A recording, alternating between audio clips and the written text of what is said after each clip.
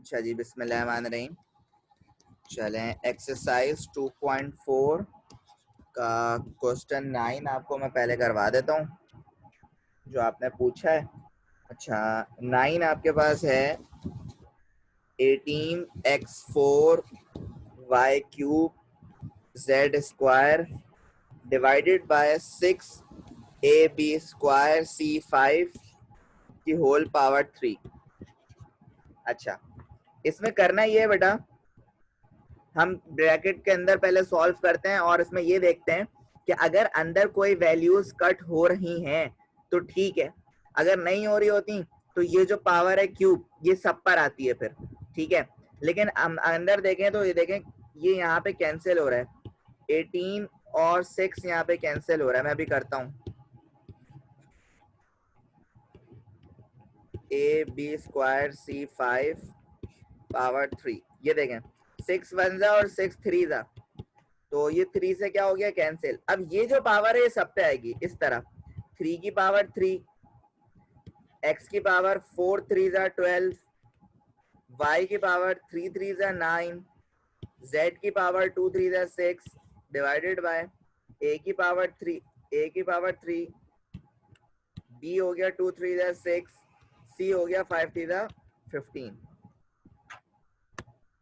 और ये देखें ये 3 का क्यूब कितना होता है बेटा 27, 27 x 12 y 9 z 6 divided by a cube b 6 और c 15। ये रहा आपका फाइनल आंसर। आपका ये आ रहा था या डिफरेंट आ रहा था? तो मेरा डिफरेंट आ रहा था, मेरा 9 आंसर आ रहा था। अच्छा, उसको सही कर लिएगा आप, ठीक है। जी। अब मैं आपको 11 करवा देता हूँ। अच्छा जी, क्वेश्चन नंबर 11 आपके पास है 3a cube b squared c6 divided by x y z और पावर है -5। और मैंने आपको एक चीज बताई हुई है कि जब भी आप पावर माइनस में देखें, अंदर वाली वैल्यू को रेसिप्रोकल कर दें। क्या करते हैं? यानी उलट दें। जैसे पावर माइनस है ना, तो आपने लिखा x y z divided by 3a cube B square c6 की पावर अब रह गई सिर्फ 5। अब ये जो 5 पावर है, पहले तो देखें ऊपर नीचे में कुछ कैंसिल हो रहा है, नहीं हो रहा। अब ये जो पावर 5 है ये सब पर इम्प्लीमेंट हो जाएगी। जैसे x की पावर 5, y की पावर 5, z की पावर 5, इसी तरह 3 की पावर 5, a में 3 5 जा 15, b में 2 5 जा 10, c में 6 5 जा 30। तो ये रहा बेटा आपका आंसर। समझ आ गया?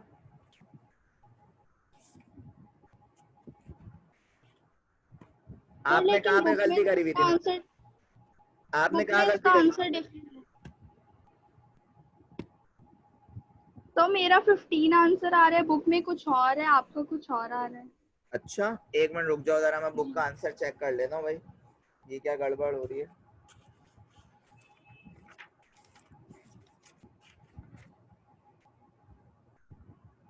बेटा बुक का आंसर और मेरा आंसर तो बिल्कुल सेम आ रहा है। मतलब ये देखो ना, 3 की पावर 5, आप चाहो इसे एक्सपेंड भी कर लो तो वो आ जाएगा आपका 243। आपका क्या आ रहा था? तो मेरा तो 15 आ रहा है। नहीं बेटा 15 नहीं आएगा ना, ये 3 की पावर 5 है। ये देखो ना, 3 की पावर को आप 5 टाइम्स मल्टीप्लाई कर लो। कर लिया? या तो आंसर आप यहाँ पे छोड़ दो, ये भी सही है, या आप आंसर को और थोड़ा आगे ले जाओ। 3 की पावर 5 करेंगे, ये हो जाएगा 240। ठीक है, 240 आ रहा है, 243, ठीक है, 243। और फिर ये सारी चीजें लिख दें, A15, B10 और C30। सही है बेटा निशा? जी। ओके, अच्छा जी। और अब हम एक्सरसाइज 2.5 स्टार्ट कर रहे हैं और अभी कोशिश करेंगे कि अभी के अभी खत्म भी हो जाए। तो देखें एक्सरसाइज 2.5 में क्या है, उसमें भी सिंप्लीफिकेशन है लेकिन उसमें थोड़ी सी डिफरेंट चीज़ें हैं, स्क्वायर रूट की चीज़ें हैं। जैसे सिंप्लीफिकेशन का क्वेश्चन नंबर 1 दिया हुआ है, रूट 169 की वैल्यू निकालें विदाउट यूज ऑफ कैलकुलेटर। तो आपने क्या कहा, अंदर जो भी वैल्यू हो उसका क्या लेंगे, एलसीएम। क्या लेंगे बेटा, एलसीएम। अब ये कौन से टेबल से होगा, ना 2 से होगा, 3 से होगा, नहीं 4 से भी नहीं होगा, चलते चले आएंगे, ये होगा सिर्फ 13 से। 13 वन जा 13, यहाँ से बचा 3 तो ये हो गया 39, और 13 3 जा होता है 39, फिर 13 वन जा 13। तो जब ये रूट 169 है तो ये इसके 169 के कितने फैक्टर्स आ रहे हैं, 2, 13 और 13। आपने लिख दिया 13 मल्टीप्लाई बाय 13। अच्छा, जब भी रूट के अंदर किसी वैल्यू का पेयर बन जाए, जब भी रूट के अंदर किसी वैल्यू का क्या बन जाए, पेयर बन जाए, तो वो वैल्यू रूट से बाहर आ जाती है सिंगल फॉर्म में। ये आपका सिंपल आंसर हो गया। ये इस तरह भी हो सकता है बेटा, 13 को उस तरह लिख दो 13 का स्क्वायर, और आप जानती हैं स्क्वायर से रूट कैंसिल, तब भी आंसर आपके पास क्या आ रहा है, 13 आ रहा है। तो बहुत आसान सा ये क्वेश्चन था। इसी तरह इसका पार्ट 2 है, उसको देख लेते हैं। रूट 180, और मैंने आपको बताया हुआ है कि बेटा कोई भी वैल्यू आ जाए उसका आपने क्या लेना है, एलसीएम लेना है। अब जैसे मैं इधर 180 का एलसीएम लूंगा, 2 से ले लें आप, चलें 290 जा 245 जा 5 9 जा 3 3 जा और 3 1 जा, ये आपने ले लिया भाई। अच्छा, अब क्या करा, 180 के जितने भी फैक्टर्स थे इनको रूट के अंदर लिख दिया, जैसे 2 multiply by 2, 5 multiply by 3 multiply by 3। और मैंने आपको एक बात बताई भी बेटा, जिस वैल्यू का पेयर बन जाए उसको बाहर कर दो। जैसे एक पेयर ये बन रहा है और एक पेयर ये बन रहा है, तो 2 मल्टीप्लाई बाय 3 बाहर और रूट 5 ऐसे रहने दो। तो 2 3 जा 6 रूट 5। आसान सा, समझ आ रही है बेटा ये वाली बातें आपको निशा? जी। ओके, अब आ जाएं आप इसके पार्ट 3 पे आ जाएं।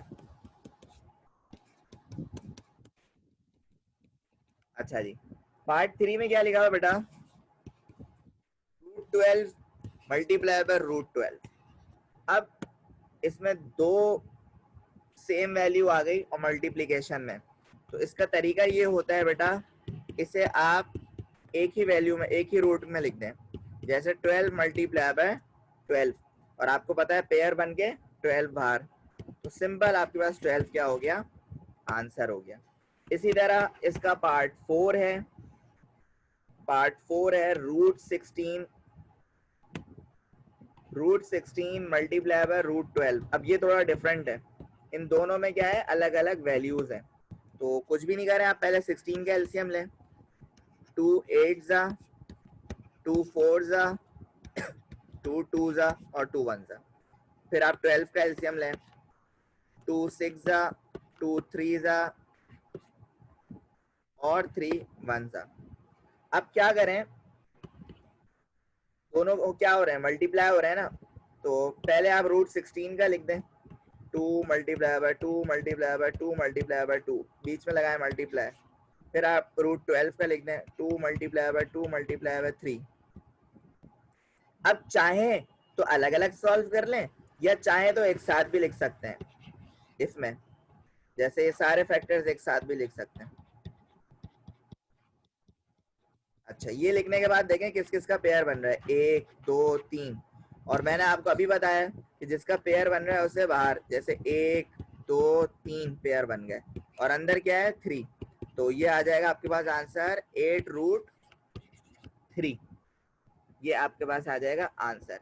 इसी तरह सेम एज इट इज आपके पास क्वेश्चन नंबर 5 मौजूद है, लिखा हुआ है रूट 14 मल्टीप्लाई बाय रूट 21। ये खुद से आप ट्राई करिएगा, आराम से हो जाएगा आपसे। अच्छा, मैं आपसे बात करता हूँ क्वेश्चन 6 पे, ये तो और ही आसान है, एमसीक्यूज में आता है ये। रूट 15 डिवाइडेड बाय रूट 5, तो करना ये है, सबसे पहले ऊपर नीचे रूट है तो इसको आप इस तरह भी लिख सकते हैं 15 डिवाइडेड बाय 5, 5 वन जा 5 थ्री जा, आपके पास बचा √3। तो √3 आपका क्या हो जाएगा आंसर। इसी तरह आ जाए पार्ट 7 पे। पार्ट 7 में आपसे क्या कह रहे हैं, √76 डिवाइडेड बाय √76।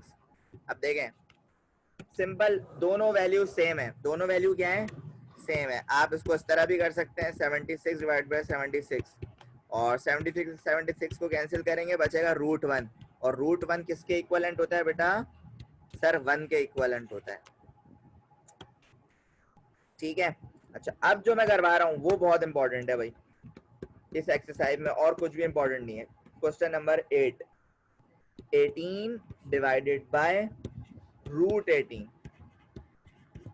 एक बात याद रखें, जब भी आपके पास न्यूमरेटर में वैल्यूज में रूट ना हो और डिनोमिनेटर में रूट हो, ऊपर वाली वैल्यू को न्यूमरेटर कहते हैं और नीचे वाली वैल्यू को डिनोमिनेटर कहते हैं। तो जब भी नीचे रूट हो ऊपर रूट ना हो, आप करेंगे रैशनलाइज। क्या करेंगे रैशनलाइज, मतलब ये जो नीचे वाली वैल्यू है इसे मल्टीप्लाई भी कराओगे और डिवाइड भी कराओगे। कैसे, ऐसे। ये तो हो गया क्वेश्चन, ये जो नीचे वाली वैल्यू है आपने इसे डिवाइड भी कराया और आपने इसे मल्टीप्लाई भी कराया। अब क्या करोगे, 18 को √18 से सीधे सीधे मल्टीप्लाई करो, 18 √18 डिवाइडेड बाय √18 को √18 से मल्टीप्लाई करोगे, ये देखो तुम इस तरह लिखते थे ना आप लोग, 18 मल्टीप्लाई बाय 18। अच्छा इससे होगा क्या कि सर ऊपर वाली वैल्यू को तो फिलहाल ऐसे ही रहने दें, और नीचे पेयर बन गया, सर पेयर बन के आ जाता है बाहर, तो 18 से 18 कैंसिल, अब क्या बचा सिर्फ 18। अब 18 का अगर तुम एलसीएम लो, 2 9 जा, 3 3 जा और 3 1 जा, तो ये हो जाएगा तुम्हारे पास 2 multiply by 3 multiply by 3। Pair किसका बन रहा है, सिर्फ 3 का, तो सिर्फ 3 बार। तो आपके पास जो फाइनल आंसर आया वो आया 3√2। और ये इंपॉर्टेंट है, ये वाला समझ आया निशा आपको। जी सर।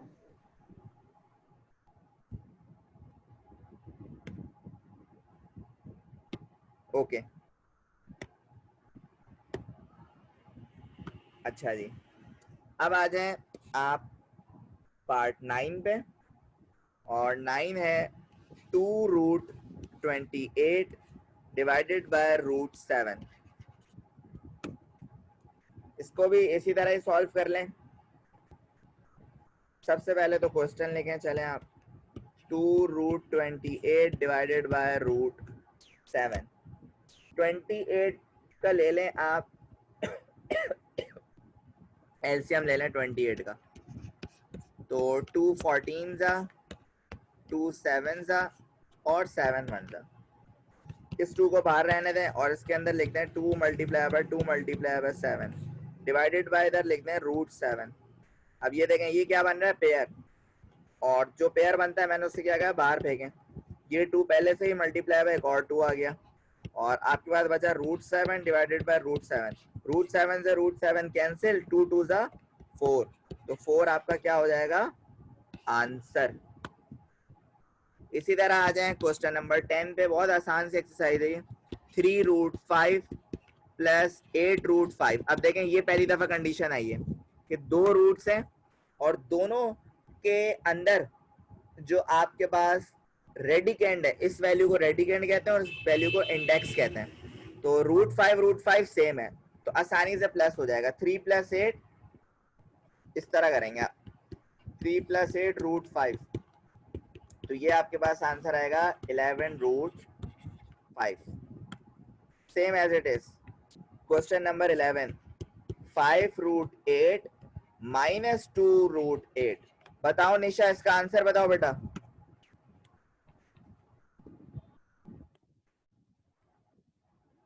निशा इसका आंसर बताइए, माइनस कैसे करेंगे।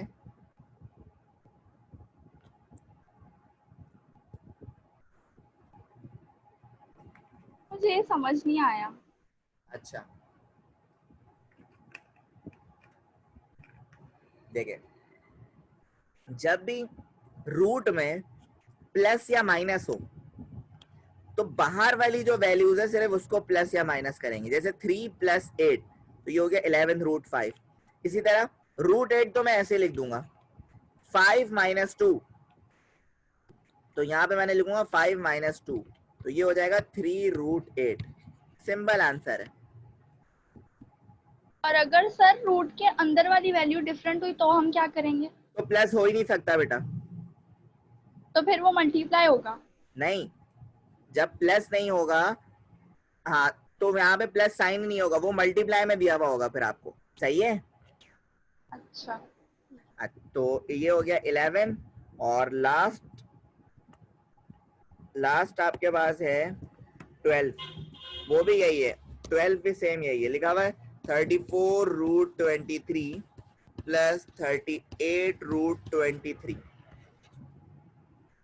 तो 34 और 38 को अगर आप प्लस कर लेंगे ये हो जाएगा 72√23।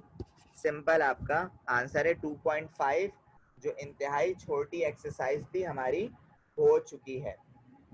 और अब मैं 2.6 स्टार्ट कर रहा हूं। ठीक है बेटा।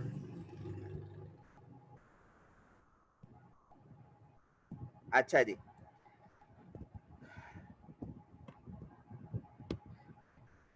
अब 2.6 में यहां से स्टार्ट कर रहा हूं मैं। एक्सरसाइज 2.6। 2.6 में आपके पास जो पहले दो सवाल है। पहला क्वेश्चन आपको दिया हुआ है write down the radicand and index. अच्छा, पार्ट 1 दिया हुआ है 4√35, पार्ट 2 दिया हुआ है 5√3/z divided by t, part 3 दिया हुआ है 6√8 डिवाइडेड बाय 17। बाकी चाहो तो तुम 4 और 5 होमवर्क में कर लेना। अच्छा, है इतना आसान ये वाला क्वेश्चन। पहला तो रेडिकेंड और इंडेक्स, जो रूट के अंदर वाली वैल्यू होती है ये वाली, इसे कहते हैं रेडिकेंड। इसे क्या कहते हैं? रेडिकेंड। और जो रूट के बाहर वाली वैल्यू होती है इसे हम कहते हैं इंडेक्स। ये एमसीक्यूज में बहुत ज्यादा आता है, इसीलिए आप याद रखिएगा। तो आप इस तरह आंसर लिखेंगी, इंडेक्स इक्वल टू 4 और radicand equal to 35, same as it is. ये आपका जो अंदर वाली वैल्यू है रेडिकेंड और बाहर वाली इंडेक्स, तो सेम एज इट इज इसमें आपने ये लिखना है, इंडेक्स इक्वल टू 5 और radicand equal to 3/z divided by t। तो सेम एज इट इज इसमें भी यही, इंडेक्स इक्वल टू 6 और रेडिकेंड इक्वल टू 8/17। ये वाली बात समझ आ गई निशा आपको? जी सर। अच्छा, आज का लेक्चर हम इधर ही रखेंगे और कल हम 2.6 को कंटिन्यू करेंगे और खत्म भी कर देंगे इंशाल्लाह। ओके बेटा, टेक केयर, अल्लाह हाफिज।